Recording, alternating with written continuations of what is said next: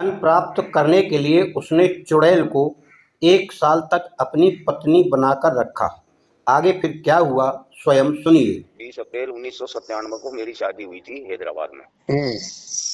और मैं साल भर तक हैदराबाद ही रहा था, मतलब 20 अप्रैल 97 से लेके 98 तक मैं हैदराबाद ही रहता था। और मैं लाइट का काम करता था, ये हाउस वायरिंग वगैरह, पंखे कूलर वगैरह, ये रिपेयरिंग का इनका काम करता हूँ। तो मैं जब भी यही काम करता था। तो गुरुजी मैं अपने ससुराल में ही रहता था, बीवी और मैं दोनों ही थे हम। तो नई नई शादी हुई थी मेरी, 1 साल हुआ था, अभी कोई बच्चा वगैरह था नहीं मेरे। तो शायद लाइट का काम करता था, तो लाइट का काम करते करते मेरे को 1 साल हो गया। अपने ससुराल में रहता था, लेकिन मैं ससुराल को मतलब खर्चा पानी अपना जो कमाता था वो दे देता था मैं उनको, और मैं वहीं रहता था ससुराल में। तो एक दिन गुरुजी मेरे ससुर जी के कोई पहचान वाले थे, उन्होंने मेरे को ये बोला कि उनको, मेरे ससुर जी को बोला कि आपका दामाद लाइट का काम करता है। तो वो बोले हाँ मेरे काम करता है। बोला कि हमारी भी थोड़ी लाइट खराब हो रही है, तो अपने दामाद को हमारे घर भेज देना, जो बोल रिपेयर कर देगा, ठीक कर देगा। अब वो उनका जो मकान था गुरुजी, मतलब हैदराबाद से 20 किलोमीटर के करीब दूर था वो। अच्छा। 20 किलोमीटर दूर था। तो मेरे ससुर जी ने मेरे से बोला, मैं बोला ठीक है भाई, मैं तो जानता नहीं हूँ मकान, तो अब मेरे को वहां लेके कौन जाएगा। तो जो मेरे ससुर जी के परिचित थे वो मेरे को लेने आ गए दूसरे दिन। अब मैं उनके साथ उनके मकान में चला गया। अब उनके मकान में चला गया तो मैंने एक दिन तो जाके उनका मकान देखा मैंने, कम से कम 7-8 कमरे थे, बड़ा मकान था। तो वहां जाके देखा, मैं बोला ठीक है भाई, कल से आ जाऊंगा मैं, आज तो देख जाता हूँ मैं क्या क्या सामान लाना है, कुछ लाना, वो पूरी लिस्ट बना के मैंने उनको दे दी और मैं अपने ससुराल आ गया। दूसरे दिन मैं बस पकड़ के, यहाँ से मेरे ससुराल से बस पकड़ के और सीधा मैं उनके घर पहुंच गया। अब गुरुजी वहां पहुंच गया तो मैं एक दिन में एक ही कमरा रिपेयर करता था खाली वो, क्यों काम ज्यादा था वहां पे, जो 6-7 कमरे थे उसमें, जो मैं एक दिन में एक ही काम करता था। और काम करके रात को फिर 8 बजे वहां से बस आती थी, तो मैं बस में बैठ के अपने ससुराल आ जाता था। तो गुरुजी ऐसे करते करते मेरे को 6 दिन हो गए। 6 दिन तक मैंने काम किया। लास्ट में एक कमरा और एक छोटा कमरा और था, उनके जो पूजा घर होता है ना वो रह गया। तो मैं 7वें दिन गया, 7वें दिन जाके और उस कमरे को रिपेयर कर दिया। और रिपेयर करके जब मैं पूजा घर में जाने लगा तो मेरे को, जैसे शाम को संध्या वंदन होता है ना, आरती होती है, वो समय हो गया था गुरुजी काम करते करते। अब वो काम करते करते हो गया, तो अब वो सारा काम तो कर दिया मैंने, एक कमरा रह गया वो छोटा पूजा वाला। तो मैं उनको बोला, जो परिचित थे उनको मैंने बोला कि भाई इस कमरे के अंदर बाकी है मेरा काम, और सब काम हो गया, मैं इस कमरे में और कर देता हूँ। तो गुरुजी 7 बजे के करीब की बात थी शाम को। तो 7 बजे उन्होंने क्या हुआ कि मेरे को सोफा रखा था, उसी कमरे के आगे सोफा था, बिठा दिया, बोला आप 5 मिनट बैठो, मैं उस कमरे के अंदर जाता हूँ, फिर बाद में आप जाना। तो वो जो परिचित थे वो उस कमरे में घुस गए, और घुस के और उन्होंने अंदर से कुंडी लगा ली। अच्छा। उस पूजा घर की। मैं सोफे पे बैठा रहा बाहर, मैं बोला निकलेंगे, लेकिन वो 5 मिनट में बाहर आ गए फिर वापस। अच्छा। 5 मिनट में बाहर आ गए और मेरे को बोला भाई आप अंदर चल जाइए और इस कमरे में काम कर लीजिए अपना। अब गुरुजी मैं किवाड़ खोल के और उस कमरे में प्रवेश कर गया। अब उस कमरे में जैसे ही मैं प्रवेश कर गया गुरुजी, वहां पे एक टेबल लगी हुई थी, टेबल पे 2 तस्वीरें लगी हुई थी। उस पे रखी हुई थी, दोनों तस्वीरों पे 2 लड़कियां थी गुरुजी। दोनों लड़कियों की तस्वीर वहां रखी हुई थी। और उन सामने दोनों के दीपक जल रहा था, दोनों की अगरबत्तियां लगी हुई थी, और दोनों पे फूल माला वगैरह चढ़ी हुई थी उस कमरे में। हाँ। तो गुरुजी मैं उस कमरे में अंदर गया तो मैं दोनों को देखा, वहां दोनों तस्वीरों को, तो उन पे क्या मरने की डेट और जन्म की तारीख वगैरह सब लिखी हुई थी उन दोनों को। अच्छा। तो गुरुजी जैसे ही मैं गया तो दोनों तस्वीर देख के, और एक तस्वीर पे एक मतलब वो लड़की थी, वो सुंदर ज्यादा थी। तो मेरी उस पे आंखें जम गई, मतलब मैंने निगाह टिका दी उस पे, टिका दी। और टिकाने के बाद में मैं उससे बोला कि इतनी अच्छी लड़की है और इतनी फर्स्ट क्लास है, मरने की कहाँ जरूरत थी मैं, कि अगर जिंदा होती तो मैं शादी कर लेता इससे। अच्छा। ये मैंने उस तस्वीर के सामने बोल दिया कमरे में। और फिर अपना काम करने लग गया।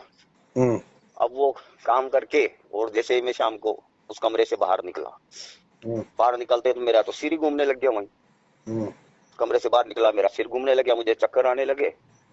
तो मैंने, वो परिचित थे जो मेरे पास ही थे, उनको मैंने बोला मेरे को चक्कर आ रहे हैं। तो वो बोला बेटा तू ऐसे कर, इस सोफे पे लेट जा, थोड़ी देर इस सोफे पे लेट जा, और लेटने के बाद में फिर घर चले जाना।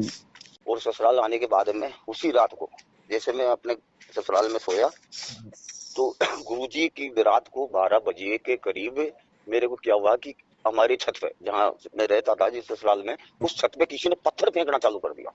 अच्छा। अब इतने भयंकर पत्थर आते थे गुरुजी, रात को 12 बजे मेरी आंख खुल जाती थी। अब वो मैंने अपनी पत्नी को भी उठाया, मैंने उनको सबको उठा के बोला ये साला पत्थर कौन फेंक रहा ऊपर मकान पे, छत पे। वो बोला पत्थर की आवाज ही नहीं आ रही हमारे को। मैं बोला मेरे को आ रही है आवाज, ये पत्थर कौन फेंक रहा। तो मैंने सबको उठा लिया और सब बाहर आके देख रहे। तो अब छत पे एक भी पत्थर नहीं दिखाई दे रहा हूँ, और वो पत्थरों की, अब गुरुजी पत्थरों की बरसात चालू रात को।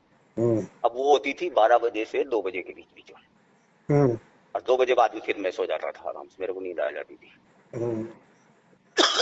तो गुरुजी ऐसे 8 दिन तक तो मैंने उन पत्थरों की आवाज सुनी वहां पे। फिर मैं परेशान हो गया, तो मैं ससुर जी को बोला भाई मैं ठीक है, या तो मेरे को अपने गाँव जाने दो, अपने चले जाता हूँ गाँव में राजस्थान, या फिर मैं दूसरी जगह रहूंगा, अपने यहाँ ससुराल में नहीं रहूंगा। तो उन्होंने मेरे को बोला कि भाई हमारी वो मेरी सास थी जिसकी बहन थी जो 10 किलोमीटर के करीब दूसरी जगह रहती थी वहीं हैदराबाद में। तो मैं बोला वहां से रह लो आप, वहां से यहाँ काम करने के लिए आ जाना। तो मुझे कमरा खुलवा दिया किराए का, और 10 किलोमीटर दूर में आगे चला गया, और वहाँ किराए से रहने लग गया। अब वहां पे मैं और मेरी पत्नी दोनों ही रहते थे कमरे में। अब गुरुजी वहाँ पत्नी और मैं रहते थे, तो वही रात को 12 बजते फिर पत्थरों की बरसात होगी चालू। अब चालू तो मैं अपनी बीवी से बोलता था, मैं 12 बज गए, ये पत्थर कौन फेंक रहा ऊपर। तो वो भी निकलती, मैं भी निकलता, देखते पत्थर, कोई आवाज नहीं आती, और जैसे कमरे में गया फिर ऊपर से पत्थरों की आवाज। तो गया परेशान होके अपने ससुराल में जाके बोल दिया भाई मैं राजस्थान जा रहा हूँ, मैं यहाँ नहीं रहूंगा। बोला मेरे को तो यहाँ भी परेशानी थी तो वहां भी परेशानी है। तो मेरे ससुर जी ने बोल दिया ठीक है अपनी पत्नी को ले जाओ, और आप घर जाना चाहते हो तो चले जाओ। तो मैं गुरुजी पत्नी को लेके अपने यहाँ निजी निवास पे राजस्थान अपने गाँव आ गया। गाँव आ गया गुरुजी, तो 2 दिन तो मुझे रास्ते में लग गए हैदराबाद से राजस्थान आने में। अब जैसे ही मैं घर पहुंचा तो गुरुजी मैं क्या देखता हूँ कि जो मेरी कमरा है जिसमें हम लोग रहते हैं, उस कमरे में खिड़की है पीछे की तरफ गली में। अब वो रात को खिड़की कोई टच टच टच तो वो खिड़की बजाता रात को आके। अब वो वही 12 बजे का टाइम, खिड़की बजने का टाइम वही। हाँ जैसे कोई आना चाहता है। हाँ जैसे कोई आना चाहता है। अब वही खिड़की बार बार वो खिड़की बजती। मैं अपनी पत्नी को बोलता भाई ये खिड़की कौन बजा रहा है। तो बोला मेरे को तो आवाज ही नहीं आ रही, तुम्हारे कहाँ से सुनाई दे रही। मैं बोला खिड़की बजा रहा कोई। तो ऐसे फिर मैं यहाँ अपने घर आ गया था, तो मेरी पत्नी ने फिर मेरी माँ को बता दिया वही बात। बोला ऐसे ऐसे इनको पत्थर भी फिर कोई फेंकता तो आवाज आती है, यहाँ खिड़की की भी आवाज आती है। तो मेरी माँ वगैरह बोली ठीक है तुम्हें किसी देवता के लिए चलते हैं, वहाँ पूछेंगे उससे क्या होता है। बोला देवता के लिए चलेंगे, वहाँ बता देगा वो। तो यहाँ माता जी आती थी किसी के, माता रानी, तो वहाँ मेरे को ले गए वो, जिसमें पत्नी भी गई थी, माँ गई थी, मैं गया था, तीनों गए थे हम। तो गुरुजी माता रानी जी आई थी, तो माता रानी ने क्या बताया, बोला जिस जगह ये लाइट का काम करने गया था ना, और जिस फोटो के सामने ये क्या बोल के आया था, वही लड़की इसके साथ साथ यहाँ तक आ गई। माता जी ने बता दिया फिर ये बात। जब वो बताई कि वो लड़की यहाँ तक आ गई, तो मेरी माँ बोली फिर, बोला इसको तो यहाँ से भगाओ, अब क्या जरूरत है, दोनों है ये तो भाई, इसको रखने की क्या जरूरत है, जब मियां बीवी है दोनों, तो इसको जरूरत कहाँ। माता जी से बोला भाई इसको रवाना करो आप, तो वापस बंद करो इसको। तो गुरुजी माता जी ने और एक देवता और था, दोनों ने मिलके उसको वापस उसी जगह पे पहुंचा दिया। वो चली गई। अब उसके बाद में गुरुजी मेरे 3-4 लड़के हो गए, बच्चे हो गए। उस बात को करीब 20 साल हो गए गुरुजी। अभी 2 साल पहले, उस बात को 20 साल हो गए, तो करीब गुरुजी 2 साल पहले मैं यहाँ पे भी वही काम करता हूँ लाइट का ही गुरुजी। तो उस सिलसिले में उस दिन मैं बाहर गया हुआ था, कहीं पास में छोटा गांव था, वहां गया हुआ था रिपेयर के लिए। तो वहां एक छोटा लड़का था, उसको मैं छोड़ के गया था, और मेरी पत्नी थी जो मायके थी, हैदराबाद थी। तो 2 साल पहले वो जो छोटा लड़का था वो घर पे अकेला था, मैं काम करने चला गया। मैं बोला भाई तू यहाँ रह और मैं काम करके आ जाऊंगा। तो वो बोल गया। गुरुजी आपको भी बताऊं मैं कि वो लड़के के सामने वो पता नहीं 20 साल बाद में कैसे एक औरत थी, वो औरत मतलब आकृति औरत की लेके जैसे धुआं धुआं सा होता ना, आके मेरे लड़के के सामने खड़ी हो गई आके। असली औरत बन के? हाँ हाँ, आकृति की तरह औरत की आकृति थी वो। अच्छा। मेरे लड़के ने कहा था, मेरे को बताया था, फिर बाद में मैं बताऊंगा आपको। तो लड़के के सामने खड़ी हो गई और आगे बोलती, बोला मेरे को जानता है क्या? तो वो बोला मैं तो नहीं जानता तेरे को। भाई उस समय तो लड़के थे ही नहीं मेरे। हाँ। तो वो बोला मेरे को जानता है क्या? बोला नहीं जानता। बोला तेरे पापा कहाँ हैं? तो बोले वो तो काम पे गए। तो बोला तेरे पापा को बोलना कि मैं आई थी, और इतना बोलेगा ना तो वो पहचान जाएंगे, समझ जाएंगे। बोला वो ये भी बोलना कि पहले भी मैं 1-2 बार आ चुकी हूँ। अच्छा। ये उसको बोल के गई और फिर वो चली गई बोल के। उसके बाद में गुरुजी शाम को जैसे ही मैं घर पहुंचा तो लड़के ने मेरे को बोला पापा एक औरत थी जो यहाँ बक्से के पास में खड़ी हुई थी और मेरे को ये बोली तेरे पापा कहाँ गए? तो बोला मैंने कहा काम पे गए। तो बोला तेरे पापा को बोलना कि मैं पहले भी आई थी और आज भी आई, तेरे पापा जान जाएंगे मेरे को। गुरुजी 20 साल बाद में जैसे ही मैंने देखा तो अपना दिमाग, मेरा दिमाग खोपड़ी घूम गई, मेरी पूरा दिमाग ही घूम गया। मैं बोला भाई ऐसी कौन सी है? 20 साल हो गए गुरुजी, मैं भी भूल गया था, मेरे को क्या पता कौन था। तो गुरुजी मेरा दिमाग होया, दिमाग होके और चारों तरफ जैसे ही घुमा तो फिर मेरे को वो याद आई 20 साल पहले। मैं बोला यार हैदराबाद वाली तो नहीं है कहीं अपन गए थे जो? तो वो तो नहीं है। अब गुरुजी वो थी तो अब उसका गुरुजी ऐसा था कमाल की, उस 20 साल बाद में जो वो बच्चे के पास आई तो मेरा दिमाग में घूम गया। तो मैं ये सोचा, मैं बोला यार 20 साल से मेरा, मतलब 20 साल से इंतजार कर रही हो मेरा।